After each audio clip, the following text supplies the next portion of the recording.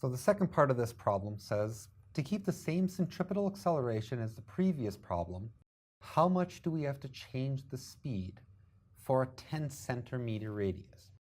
Well, if we remember the previous problem was 25 g's is our centripetal acceleration, and we had a velocity of 16 meters per second and a radius of 1.0 meters. So now we're going to 10 centimeters. We're 10 times smaller, as the problem says.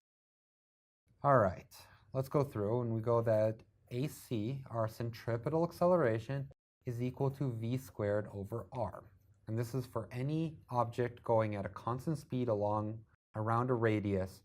It'll tell us the acceleration needed to change the velocity, keeping its speed constant, changing the direction of the velocity. Well, this is actually a ratio problem, so let's go ahead and solve it. I'm going to actually solve this twice. So I know that the centripetal acceleration is equal to v1 squared over r1, and I know that the centripetal acceleration is equal to v2 squared over r2. Just rewriting these equations, same three equations. This time I just differentiated, said this is the first problem, the first part of the problem. This is the second part of the problem, or the new radius. However, it gives us this value, says if we keep the same centripetal acceleration. So that's why I kept the same centripetal acceleration. So now all I'm going to do is say, well, for one v squared over r, it has to be equal to another v squared over r. So v1 squared over r1 has to be equal to v2 squared over r2. We know the first velocity, we know the radius, and we know the second radius. We don't know the second velocity.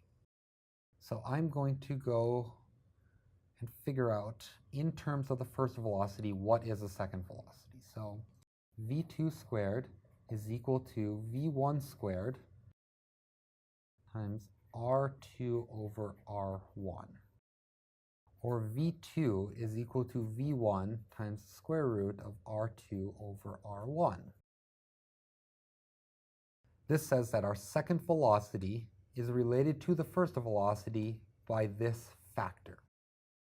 How much do we have to change the speed for the new radius? So we want to go, if this number is larger than 1, then our first velocity gets larger to get to our second. So all I have to do is figure out this ratio of square root of r2 over r1, which is equal to 1 meter? No, 0.1 meter. Our new radius is smaller than our old radius. Our first radius is 1 meter, our second radius is 10 centimeters or 0.1 meters. So this is the square root of 1 over 10. So that means this is going to get slower, and it's going to get slower by a value of 1 over square root of 10. And 1 over square root of 10 is approximately 1 over 3.16. So we're going to multiply our original velocity by a value of 1 divided by 3.16, or it's going to get 3.16 times slower in velocity. So for a smaller centrifuge, it has to go at a slower speed to keep the same centripetal acceleration.